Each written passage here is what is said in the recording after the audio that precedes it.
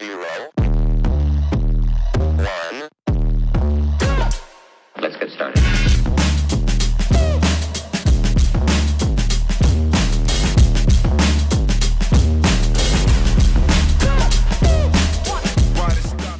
Hello everybody, welcome to another episode of the Black and White United podcast, videocast, whatever you want to call it, YouTube channel. I reckon we'll just go with that. That sounds pretty good. First, before I start talking about anything, I just want to thank everybody for subscribing and for basically liking the video and stuff. My first video, I was pretty nervous doing it yesterday, and I've got, I'm just looking here, I have got like 63 views and 18 subscribers, so I really appreciate all that. Hopefully we can get it up, but I thought that was a pretty good effort for my first video. Obviously I won't be posting every single day, which is fine, but yeah, I just thought I'd jump on again today because there's just so much trade talk. There is just so much stuff happening, and I get people messaging me saying, what are we doing here, what are we doing there? It's like, well, why not talk about it? Everybody else is. It's dominating the media, obviously, with Petracca, John Noble. I want to talk about Marquine as well, and also stuff about Tom Lynch. So let's get into it.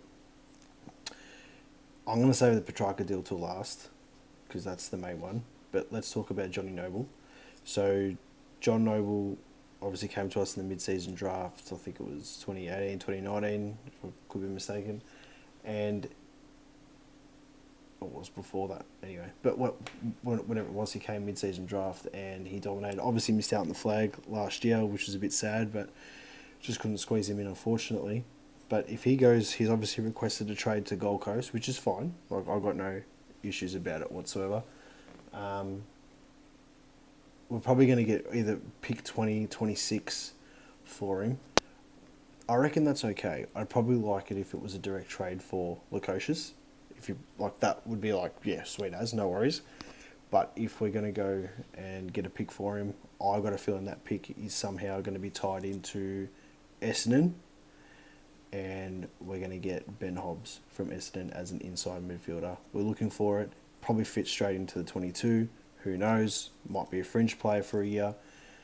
But, I mean, he was pick 8 or something in the draft. I could be wrong. I'm just going off the top of my head. I'm not going to jump around and fiddle with stuff while I'm talking to you, but he could be he was pick 8. I think we could give up pick 20 for him and he could come straight in. So he's still really young. Could be a good fit. The other one is Marquine from Adelaide. Obviously he was with us for a couple of years. Went to Ireland, came back, went to Adelaide. He's had a pretty good season and he's been solid down back. Him coming back into the team fixes our defence straight away. That's the Murph cover. That's the intercept marking cover. Another big body there.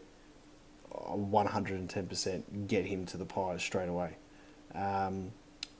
The other interesting one that we've got to talk about is Tom Lynch.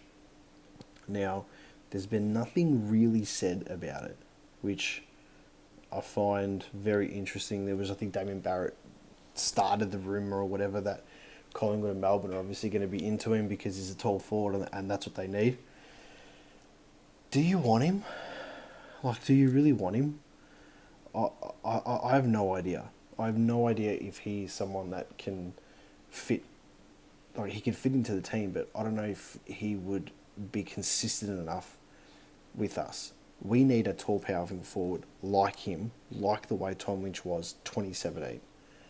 I think the ship sailed for this one, but if we were to get him, I'd play a hard ball with Richmond because Richmond obviously want to get him off the salary cap. That's fine.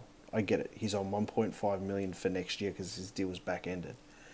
So let's say if Collingwood was to offer and pay 800,000 and then Richmond to pay like 600,000 or whatever was remaining on it for the first year.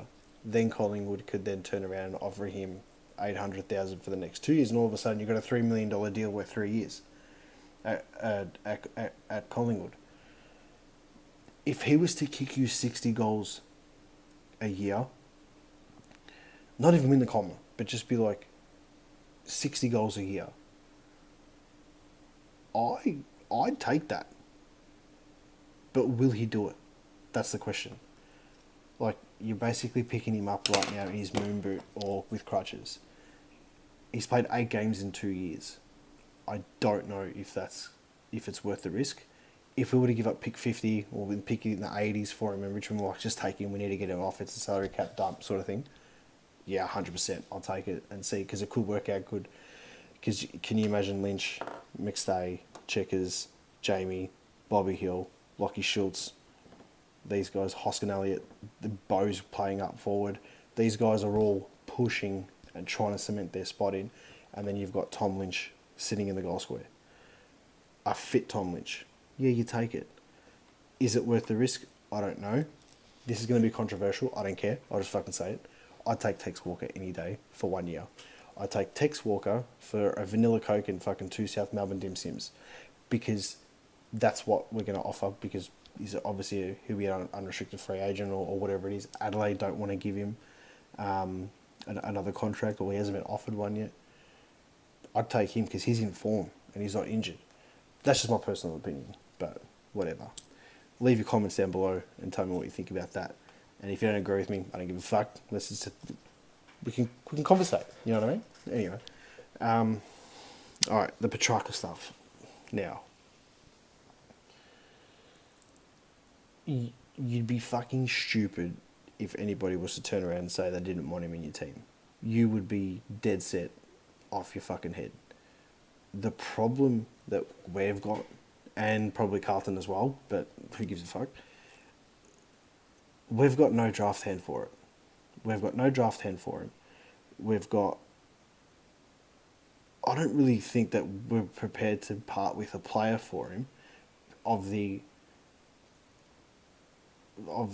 potential outcome that he is damaged goods. What do we do? So Melbourne are going to play hardball as they should, being in that position, just like we will with John Noble, just like we have with other trades that have gone down over the years. What are we going to give up for Petracca? I have no idea. The only thing that I would, like the most likely scenario that would get the deal done, and this is not going to happen, it's just a hypothetical, is Bobby Hill goes to Western Australia and we get 2 first-round picks for him. He's an North medalist and Collingwood won't want anything else. And then we then give those 2 first-round picks to Melbourne with a player. So essentially we've lost a Norm Smith medalist for a Norm Smith medalist, plus 2 first-round picks that we've got, plus another player. That's 4 very valuable commodities this football club has. That's 4 very valuable assets that we have, which we're giving up potentially for a player that is completely damaged goods and may not ever be the same. He reckons he will. That's great. Awesome. Is it worth it? No. And I reckon Carlton is thinking the same thing too, like giving up Mackay. Like, all right, he's a bit of a shank of a kick, but he's a tall forward. You know what I mean? Like, they're not going to want to get rid of him. And if he doesn't want to go, the deal's off. So realistically, what are we going to do? Collingwood aren't going to make a play for him. It's my opinion. I don't know, but I just don't think they're going to make a play for him. He will obviously want to come to us over anybody else, which is fine. He wants to do the whole big brand stuff and, you know, play for a big club. And yeah, that's fine. But if you wanted that, why would you sign a 7-year deal? Like, you know, and people watch this and be like, oh, why did Collingwood sign Grundy on a 7-year deal? Relax, man. That's fucking last year's news, yeah?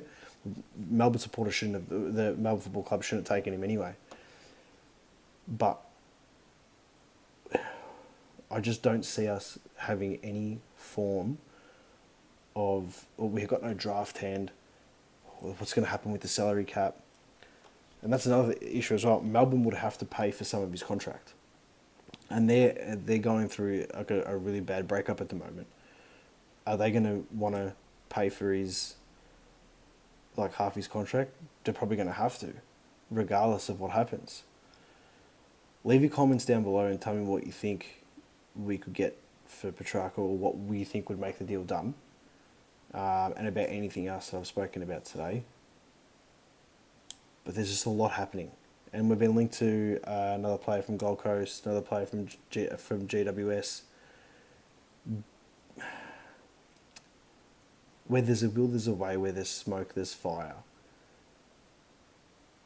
Of course the club wants to get Petracca in. I just don't see us this year being able to facilitate a deal with Melbourne where everyone's happy. Because we would have to give up too much for something in return that's pretty good, but it's probably not enough. I think give up next year's first rounder, throw in a couple of second rounders, don't worry about Hobbs, throw in pick 20 from Gold Coast, give him next year's first round pick, whatever that could be. It'd be between 5 and 18 or whatever. Give Melbourne that. We get Petracca and a future second rounder as a sweetener, or a future third rounder as a sweetener in return.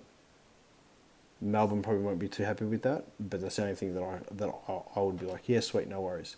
Because that'll be then 2 years in a row that we haven't had a first round pick. So, yeah. Anyway, leave your comments down below. Please subscribe, share this with your mates, do whatever. I'm trying to organise some people to come on potentially for grand final, and then we can sit down and have a good decent chat there. But like and subscribe, comment below, call it as you see it. See ya. Go Pies. 0, 1. Let's get started.